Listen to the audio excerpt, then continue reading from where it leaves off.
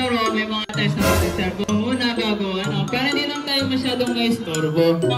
Banding sa bawat isa, okay? Yes! Yeah, baby! Gagawin lang is parang nakalimutan muna natin yung mga... Uy, except pag emergency, siyempre. Ngayon, dito si Casey para i-collectin yung mga cellphones nyo. Kaya, mag-update muna kayo sa mga pera siya na hindi muna kayo makapag-chat. Or mga pag ano. Mag-update kayo sa akin ako. 23 minutes. Talaga, Charmin? Pa? Wala pa. Forward, forward! Forward. Blessing to, blessing! Blessing yung sunrise, guys. Sunbathing muna. 1, 2...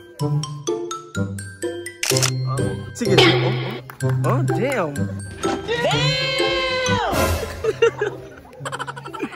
Tananana! Woo! Hindi kaya papalakpak? Kala ko hindi sila papalakpak eh. Gunggong! Barinig kita sa mukha eh! Ikaw, no? Ito nga. Huwag kayong dalawa. Oh! Dear! Wait lang pa kasi. Oh, si Calvin. Taking muna po tayo para sa ating... Isa pa nga. Oh, picture bro. Ikaw na lang. Sabi mo sa kanila. Alright, tayo na kayo. Oh, shit! Quiet. Quiet na. Wow! Hey! Kaya ba natin sila, bro? Oo naman. Okay, so gather muna kayo sa mga teams ninyo. So for our first flag and gel making ngayon, before muna mag-recap muna tayo kung ano yung mga tribe team nyo. May ambag tayong dalawa? Ito, pinapaypayan nga ako. Ah, very cool. Ikaw, bro? Wala ako na ambag. Paano masabi? Eh, meron. Alam mo bakit? Ikaw ang nagpalakas sa akin lahat. Eh, appear tayo, sis. Sige, okay lang. Hindi naman ako maarte. Hindi ako katulad nito. Nangangagat ka. Uy? Ang galing ng mga bata. Oo nga, syempre. Kunwari lang tama. Hey! Tabayaan mo ko! Inatanghat ko na. Yung pinapogi namin dito. Mukha lang siyang 19, no? Hey! Hi! Okay. Kasi mo ba may mababat-bat sila?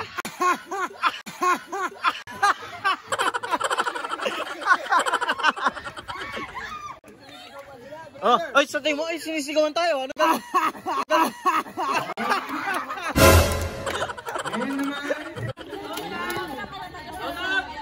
Yung girls rin. Kid Habi.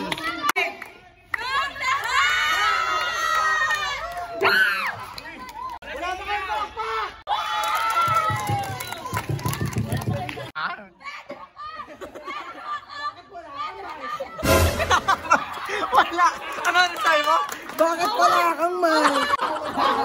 Oh, napano? Kuya! Uy! Hey! Oh. Kuya! Mabulok ba ako? No! No. No, oo. Mainit! Mainit quiz kasi nandyan ka. Uy! That's Maman! At pamangkin. You delete it. Ayan, isang... Ano masasabi mo, bro? Ay, wala, no? Ano masasabi mo? Hindi ko pwedeng trash talkin kaya kasi andyan si kuya ko. Kuya! Uy! Siya yung mismong naggano sa akin. Nagpapunta sa akin. Oo, sige. Kalma ka. Oo nga, pahinga mo muna. Yung chan mo, papayat ka. Ano masasabi mo? Ano masasabi mo sa kapatid mo? Ay, sa bro. Magaling! Kagabi! Bro, here! Yeah! Kagabi kasi. Ano? Graduation niya. Thank you, kuya. Thank you. Yan yung gusto ko siya, bro. Siya mo. Sana maulit. Oh, Sandali lang. medyo magiging seryoso lang ng konti ang ating video. So kung gusto mo talagang makinig at gusto mo may matutunan sa video na to, hindi puro katawanan lang, I suggest panoorin mo ng buo, makinig ka na mabuti. Let's go. Okay. Meron kami Shih Tzu, meron kami pero based sa mga scenario ng mga other tribes, madami ding similar sa akin, which is yung ever since they started joining the youth ministry is madami yung Respect. And madami din silang discover in a way na may isang sharer sa amin na naalaman niya yung talent niya and mas na-develop pa yung talent niya ever since nag-join sa youth ministry. And that is, of course, since binigay ni God yung talent niya, mas na-boost pa yung confidence nila. Ganon. May isa pang sharer sa amin na sa sobrang strict na parents nila, parang they live inside the cage and didn't get to really meet God. Despite all that, they still choose to serve the Lord. Yeah.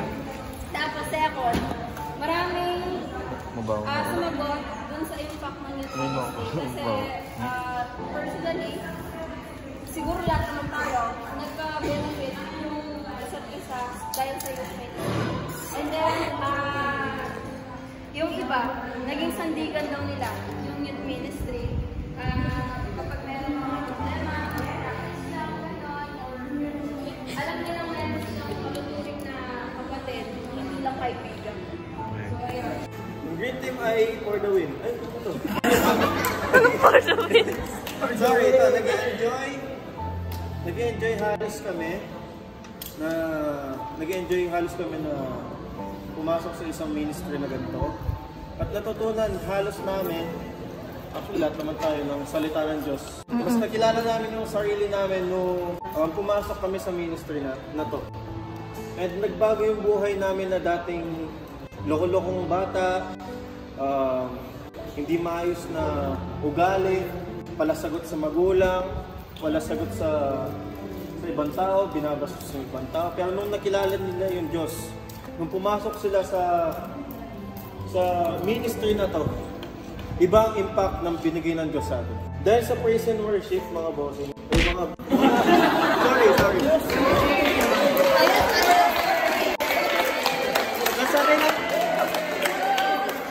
Brothers and sisters, sorry.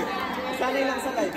Parang mas na-feel nila yung presence ng Diyos nung mas pumunta sila dito. Siguro dati may mga toxic silang napuntahan, may mga toxic silang napagdaanan about sa ibang ministry. Pero nung napunta sila dito sa ministry na to, mas nag-ibang perspective nila kay Lord. Kasi iba yung feeling.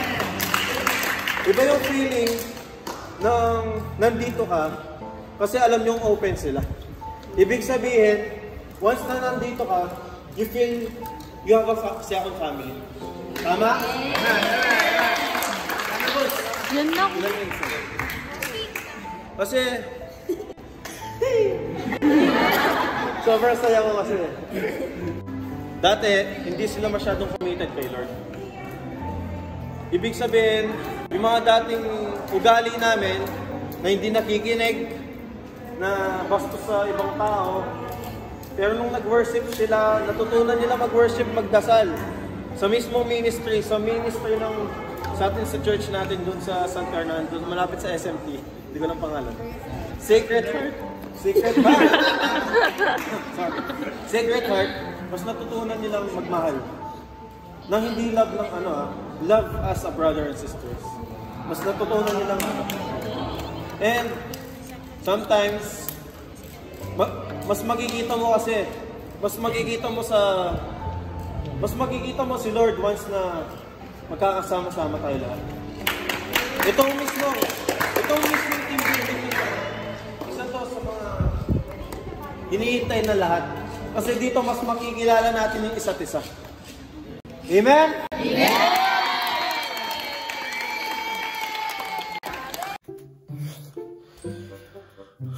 Okay mga boss. Si bossing. Mga okay yun nga mga gabo. Siguro ito na end ng vlog. Pero I assure mga 1 week lang matatapos ko na kagad yung next part. I'm sorry, I know na umabot ng ilang months. Kasi I've been busy dahil sa ukay. And yun nga, after ng vlog na to, madami tayong ukay na. Puro ukay and about learnings ulit. I want to change. Because change is me. Pero yun nga, gusto ko na rin talaga magbago. Gusto ko na rin pagpatuloy ito kasi alam ko ito ang nasa puso ko. Itong vlogging na to and pagbibenta. Yeah. Tignan natin yung pwede natin magawa sa 2025. Sana nag-enjoy kayo.